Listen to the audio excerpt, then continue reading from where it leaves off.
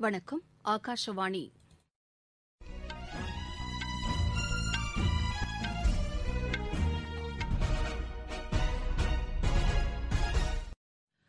செய்திகள் வாசிப்பவர் வடிவழகி கபிலன். தலைப்புச் செய்திகள்: சர்வதேச அளவில் இந்தியாவை முதலீடுகளுக்கு உகந்த நாடாக மாற்றுவதற்கு மத்திய அரசு அனைத்து நடவடிக்கைகளையும் மேற்கொண்டு வருவதாக பிரதமர் திரு நரேந்திர மோடி கூறியுள்ளார். ஷாங்காய் ஒத்துழைப்பு கூட்டமைப்பில் உள்ள உறுப்பு நாடுகளுக்கிடையே பொருளாதார ஒத்துழைப்பு அதிக முக்கியத்துவம் பெற்றுள்ளதாக அந்த அமைப்பின் பொதுச் செயலாளர் திரு விளாடிமிர் நரவ் தெரிவித்துள்ளார். நாடு முழுவதும் கோவிட்-19 நோய் தொற்றிலிருந்து குணமடைந்தோர் எண்ணிக்கை 93.52% அதிகரித்துள்ளதாக மத்திய சுகாதாரத்துறை தெரிவித்துள்ளது. தமிழகத்தில் மருத்துவ படிப்பு மாணவர் சேர்க்கைக்கான கலந்தாய்வு இன்று தொடங்கியது. குஜராத் மாநிலம் வதோதராவில் இன்று காலை நேரிட்ட சாலை விபத்தில் 11 பேர் உயிரிழந்தனர். இனி விரிவான செய்திகள். சர்வதேச அளவில் இந்தியாவை முதலீடுகளுக்கு உகந்த நாடாக மாற்றுவதற்கு மத்திய அரசு அனைத்து நடவடிக்கைகளையும் மேற்கொண்டு வருவதாக பிரதமர் திரு நரேந்திர மோடி கூறியுள்ளார். ப்ளூம்பெர்க் நிறுவனத்தின் புதிய பொருளாதார அமைப்பின் மாநாட்டில் காணொலி காட்சி வாயிலாக கலந்து கொண்டு உரையாற்றிய அவர், நன்றாக செயல்படும் ஜனநாயகமும் வர்த்தகத்துக்கு உகந்த சூழலும் பொருளாதார வளர்ச்சிக்கு மிகவும் அவசியம் என்று வலியுறுத்தினார். வரலாற்று முக்கியத்துவம் வாய்ந்த காலகட்டத்தில் நாம் வாழ்ந்து கொண்டிருப்பதாக கூறிய அவர், கோவிட்-19 தொற்று உலகம் முழுவதும் பரவியுள்ள நிலையில் இந்தியா அதிகபட்சமான மருத்துவ உதவிகளை வழங்கியுள்ளதாக கூறினார். அடுத்த 20 ஆண்டுகளில் இந்தியாவும் சில ஆப்பிரிக்க நாடுகளும் மிகப்பெரிய அளவில் நகரமயமாக்கல் திட்டங்களை மேற்கொள்ளவிருப்பதாக குறிப்பிட்டார். இந்தியாவில் மேற்கொள்ளப்பட்டு வரும் மேக் இன் இண்டியா திட்டத்தின் மூலம் உள்நாட்டு போக்குவரத்து கட்டமைப்பு வலுப்படுத்தப்பட்டுள்ளதாகவும் அவர் கூறினார். சுற்றுச்சூழலுக்கு உகந்த நடவடிக்கைகள் மேற்கொள்ளப்பட்டு வருவதாகவும் திரு நரேந்திர மோடி குறிப்பிட்டார். ஷாங்காய் ஒத்துழைப்பு கூட்டமைப்பில் உள்ள உறுப்பு நாடுகளுக்கிடையே பொருளாதார ஒத்துழைப்பு அதிக முக்கியத்துவம் பெற்றுள்ளதாக அந்த அமைப்பின் பொதுச் செயலாளர் திரு விளாடிமிர் நரவ் கூறியுள்ளார். வரும் 30ஆம் தேதி இந்தியாவின் தலைமையில் நடைபெறும் தலைவர்கள் குழு கூட்டத்தில் இதுகுறித்த ஆலோசனை இடம்பெறும் என்று கூறியுள்ளார். கோவிட்-19 நோய் தொற்றால் ஏற்பட்டுள்ள பொருளாதார பாதிப்புகளை சரி செய்வதற்கு கூட்டமைப்பில் உள்ள நாடுகள் ஒருமித்த நடவடிக்கை மேற்கொண்டு பன்முகத்தன்மையுடன் கூடிய பொருளாதார நடவடிக்கைகள் குறித்து பிரதமர் திரு நரேந்திர மோடி ஆலோசனை மேற்கொள்ளவிருப்பதாக திரு நரவ் குறிப்பிட்டார். உறுப்பு நாடுகளுக்குள் பொருளாதாரத்தை வலுப்படுத்துவதற்கு சிறப்பு கவனம் செலுத்தப்படும் என்றும் அவர் தெரிவித்துள்ளார். உலக பொருளாதார அமைப்பின் நடவடிக்கைகளுக்கு வலு சேர்ப்பதற்கான முயற்சிகளை ஷாங்காய் ஒத்துழைப்பு கூட்டமைப்பு மேற்கொள்ளும் என்றும் திரு நரவ் கூறியுள்ளார். அமெரிக்க அதிபராக தேர்ந்தெடுக்கப்பட்டுள்ள திரு ஜோ பைடனுக்கு பிரதமர் திரு நரேந்திர மோடி தொலைபேசி மூலம் தொடர்பு கொண்டு தமது வாழ்த்துக்களை தெரிவித்துள்ளார். இந்திய அமெரிக்க பாதுகாப்பு திட்டங்களுக்கு மேலும் வலு சேர்க்கும் வகையில் கூட்டாக நடவடிக்கை எடுக்கப்படும் என்று பிரதமர் கூறியுள்ளார். கோவிட்-19 தொற்று பரவல், சுற்றுச்சூழல் பாதுகாப்பு, இந்திய பசிபிக் பிராந்திய ஒத்துழைப்பு உள்ளிட்டவை குறித்து திரு ஜோ பைடனுடன் ஆலோசித்ததாக திரு நரேந்திர மோடி தெரிவித்துள்ளார்.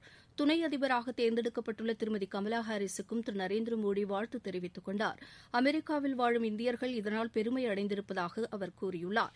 இந்திய அமெரிக்க உறவுகள் மேலும் வலுப்பெறுவதற்கு மாபெரும் ஆதாரம் உள்ளதாகவும் பிரதமர் குறிப்பிட்டுள்ளார்.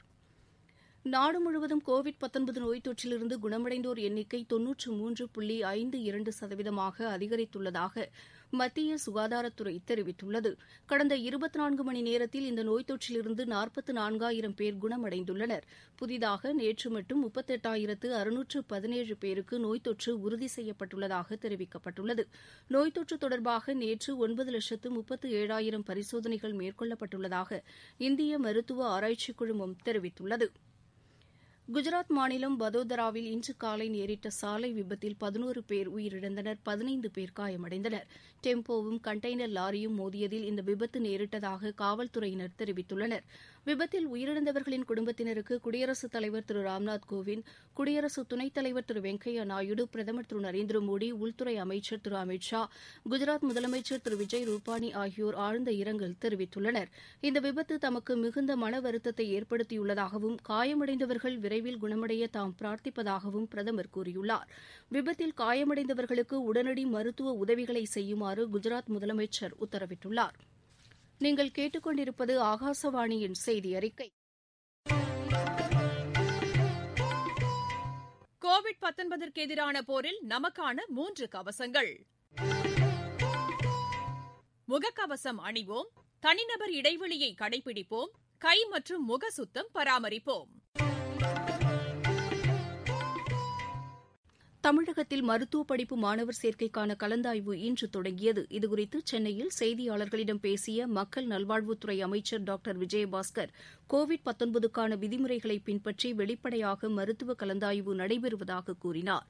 இந்தியாவிலேயே நம்முடைய தமிழ்நாடு மக்கள் நல்வாழ்வுத்துறையில செலக்ஷன் கமிட்டி சார்பில் மிக மிக வெளிப்படையான கலந்தாய்வு தான் இப்ப நடைபெற்றுக் கொண்டிருக்கிறது. இந்த பேண்டமிக் காலத்துல கூட நேரு ஓபன் ஸ்டேடியத்தில் நேரடியாக நடத்துவதற்கான காரணம் 0.001% கூட எந்த விதமான ஒரு சிறு சந்தேகங்களுக்கும் இடமளிக்க கூடாது என்பதற்காகத்தான் இந்த கவுன்சிலிங்கை இன்னைக்கு நாங்க எப்பொழுதும் போல ஆஃப்லைன் கவுன்சிலிங் நேரடியா வரும். அதனால நேரடியா வர்றப்ப ஸ்க்ரூட்டினி கமிட்டி இருக்கு, செல்ஃப் டிக்ளரேஷன் இருக்கு. இதெல்லாம் நம்ம ப்ராஸ்பெக்டஸ்ல 4I கிளாஸ்ல எல்லாமே ப்ராப்பரா கொடுத்துருக்கோம். அதனால இதுல எந்த விதமான சிறு சந்தேகங்களுக்கும் இடமில்லை. நம்முடைய விதிமுறைகள் தெளிவாக இருக்கிறது, வழிமுறைகள் தெளிவாக இருக்கு, நெறிகாட்டு முறைகள் தெளிவாக இருக்கிறது. இது ஒரு வரலாற்று சிறப்புமிக்க நிகழ்வு. கால்நடை மருத்துவ படிப்பு மாணவர் சேர்க்கைக்கான தரவரிசை பட்டியலை கால்நடை பராமரிப்புத்துறை அமைச்சர் திரு உடுமலை ராதாகிருஷ்ணன் இன்று சென்னையில் வெளியிட்டார். பின்னர் செய்தியாளர்களிடம் பேசிய அவர், கலந்தாய்வு குறித்த அறிவிப்பு விரைவில் வெளியிடப்படும் என்று கூறினார். தமிழகத்தில் 10, 11 மற்றும் 12ஆம் வகுப்புகளுக்கான பொதுத் தேர்வு குறித்து அடுத்த மாத இறுதிக்குள் அறிவிக்கப்படும் என்று பள்ளிக் கல்வித்துறை அமைச்சர் திரு செங்கோட்டையன் தெரிவித்துள்ளார். ஈரோடு மாவட்டம் கோபிச்செட்டிப்பாளையத்தில் பல்வேறு நலத்திட்டங்களை தொடங்கி வைத்த பின் செய்தியாளர்களிடம் பேசிய அவர், நீட் தேர்வைப் போல் IIT நுழைவுத் தேர்வுக்கும் அரசு பள்ளி மாணவர்களுக்கு இலவச பயிற்சி அளிக்க அரசு பரிசீலித்து வருவதாக கூறினார்.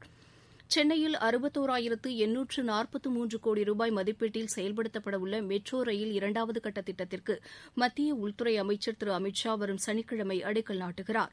முதலமைச்சர் திரு எடப்பாடி பழனிசாமி தலைமையில் நடைபெறவுள்ள விழாவில் கோவை அவினாசி சாலையில் 1,620 கோடி ரூபாய் மதிப்பீட்டில் அமைக்கப்படவுள்ள உயர்மட்ட சாலை திட்டத்திற்கும், கரூர் மாவட்டம் நஞ்சை புகழூரில் 406 கோடி ரூபாய் மதிப்பீட்டில் காவிரி ஆற்றின் குறுக்கே கதவணை கட்டும் திட்டத்திற்கும் அமைச்சர் திரு அமித் ஷா அடிக்கல் நாட்டவுள்ளார். 309 கோடி ரூபாய் மதிப்பீட்டில் சென்னை வர்த்தக மைய விரிவாக்க திட்டம், வல்லூரில் 900 கோடி ரூபாய் மதிப்பீட்டில் இந்தியன் ஆயில் நிறுவனத்தின் முனையம், எண்ணூர் காமராஜர் துறைமுகத்தில் 900 கோடி ரூபாய் மதிப்பீட்டில் புதிய இறங்குதளம் ஆகிய திட்டத்திற்கும் திரு அமித் ஷா அடிக்கல் நாட்டி உரையாற்ற உள்ளதாக தமிழக அரசின் செய்திக்குறிப்பு தெரிவிக்கிறது. பிரதமர் திரு நரேந்திர மோடி பெங்களூரு தொழில்நுட்ப உச்சிமாநாட்டை காணொலி காட்சி வாயிலாக நாளை தொடங்கி வைக்கிறார். கோவிட்-19க்கு பிந்தைய தொழில்நுட்ப கண்டுபிடிப்புகள் மற்றும் செயல்பாடுகள் குறித்து இந்த மாநாட்டில் துறைசார் வல்லுநர்கள் ஆலோசிக்க உள்ளனர். ஆஸ்திரேலிய பிரதமர் திரு ஸ்காட் மாரிசன், சுவிட்சர்லாந்து கூட்டமைப்பின் துணை அதிபர் திரு கை பார்மெலின் ஆகியோரும் இந்த மாநாட்டில் பங்கேற்க உள்ளனர். 3 நாட்கள் நடைபெறும் இந்த உச்சிமாநாட்டில் உலகம் முழுவதிலும் இருந்து பல்வேறு பிரதிநிதிகள் தொழில்நுட்பம், உயிரி தொழில்நுட்பம், மென்பொருள் தொழில்நுட்பம் ஆகியவை குறித்து ஆலோசிக்க உள்ளனர். கல்லூரி மாணவர்களுக்கான அரியர் தேர்வுகளை ரத்து செய்ய இயலாது என்று பல்கலைக்கழக மானியக்குழு சென்னை உயர்நீதிமன்றத்தில் இன்று மீண்டும் திட்டவட்டமாக தெரிவித்துள்ளது. இது தொடர்பான மனுவை விசாரித்த நீதிபதிகள் திரு சத்யநாராயணன், திருமதி ஹேமலதா ஆகியோர் அடங்கிய அமர்வு, இறுதிப் பருவத் தேர்வுகளை ஆன்லைன் மூலம் நடத்தும்போது அரியர் தேர்வுகளை ஏன் நடத்த முடியாது என்று கேள்வி எழுப்பினர். அரியர் தேர்வு ரத்து செய்யப்பட்டதை எதிர்த்து தாக்கல் செய்யப்பட்ட மனுக்கள் நாளை மறுநாள் விசாரணைக்கு வரவுள்ளதால் அந்த வழக்குடன் சேர்த்து இந்த வழக்கும் விசாரிக்கப்படும் என்று கூறி வழக்கை நீதிபதிகள் ஒத்திவைத்தனர். குமரிக்கடல் பகுதியில் நிலவும் மேலடுக்கு சுழற்சி காரணமாக அடுத்த 24 மணி நேரத்தில் தென் தமிழகத்தின் பெரும்பாலான இடங்களில் மிதமான மழையும், வட தமிழகம் மற்றும் புதுச்சேரி, காரைக்கால் பகுதிகளில் ஒரு சில இடங்களில் லேசானது முதல் மிதமான மழையும் பெய்யக்கூடும் என்று சென்னை வானிலை ஆய்வு மையம் தெரிவித்துள்ளது. சென்னை மற்றும் புறநகர் பகுதிகளில் அடுத்த 48 மணி நேரத்திற்கு வானம் பொதுவாக மேகமூட்டத்துடன் காணப்படும் என்றும், நகரின் சில பகுதிகளில் லேசான மழை பெய்யக்கூடும் என்றும் அது கூறியுள்ளது. கடந்த 24 மணி நேரத்தில் அதிகபட்சமாக தூத்துக்குடி மாவட்டம் காயல்பட்டினத்தில் 21 சென்டிமீட்டரும், ராமநாதபுரம் மாவட்டம் பரமக்குடியில் 13 சென்டிமீட்டரும் மழை பதிவாகியுள்ளது. கேரளா மற்றும் கர்நாடக கடற்பகுதி, லட்சத்தீவு, தென்கிழக்கு மற்றும் மத்திய கிழக்கு அரபிக்கடல் பகுதிகளில் சூறாவளி காற்று மணிக்கு 45 முதல் 55 கிலோமீட்டர் வேகத்தில் வீசக்கூடும் என்பதால் அந்த பகுதிகளுக்கு மீன்பிடிக்க செல்ல வேண்டாம் என மீனவர்கள் அறிவுறுத்தப்பட்டுள்ளனர். அமெரிக்காவில் நடைபெற்று வரும் சேலஞ்சர் டென்னிஸ் போட்டியில் இன்று நடைபெறும் காலிறுதிக்கு முந்தைய சுற்றில் இந்தியாவின் பிரஜ்னேஷ் குன்னேஸ்வரன் பங்கேற்கிறார். அவர் சீன தாய்பேயின் ஊ துங் லின்னை எதிர்கொள்கிறார். மீண்டும் தலைப்புச் செய்திகள். சர்வதேச அளவில் இந்தியாவை முதலீடுகளுக்கு உகந்த நாடாக மாற்றுவதற்கு மத்திய அரசு அனைத்து நடவடிக்கைகளையும் மேற்கொண்டு வருவதாக பிரதமர் திரு நரேந்திர மோடி கூறியுள்ளார். ஷாங்காய் ஒத்துழைப்பு கூட்டமைப்பில் உள்ள உறுப்பு நாடுகளுக்கிடையே பொருளாதார ஒத்துழைப்பு அதிக முக்கியத்துவம் பெற்றுள்ளதாக அந்த அமைப்பின் பொதுச் செயலாளர் திரு விளாடிமிர் நெரவ் தெரிவித்துள்ளார். நாடு முழுவதும் கோவிட்-19 நோய் தொற்றிலிருந்து குணமடைந்தோர் எண்ணிக்கை 93.52% அதிகரித்துள்ளதாக மத்திய சுகாதாரத்துறை தெரிவித்துள்ளது. தமிழகத்தில் மருத்துவ படிப்பு மாணவர் மாணவர் சேர்க்கைக்கான கலந்தாய்வு இன்று தொடங்கியது. குஜராத் மாநிலம் வதோதராவில் இன்று காலை நேரிட்ட சாலை விபத்தில் 11 பேர் உயிரிழந்தனர். இத்துடன் இந்த செய்தி அறிக்கை நிறைவு பெற்றது. எமது செய்திகளை உடனுக்குடன் AIR News_சென்னை என்ற ட்விட்டர் பக்கத்திலும், செய்தி தொகுப்புகளை all India radio news Chennai என்ற யூடியூப் சேனலிலும் அறிந்து கொள்ளலாம்.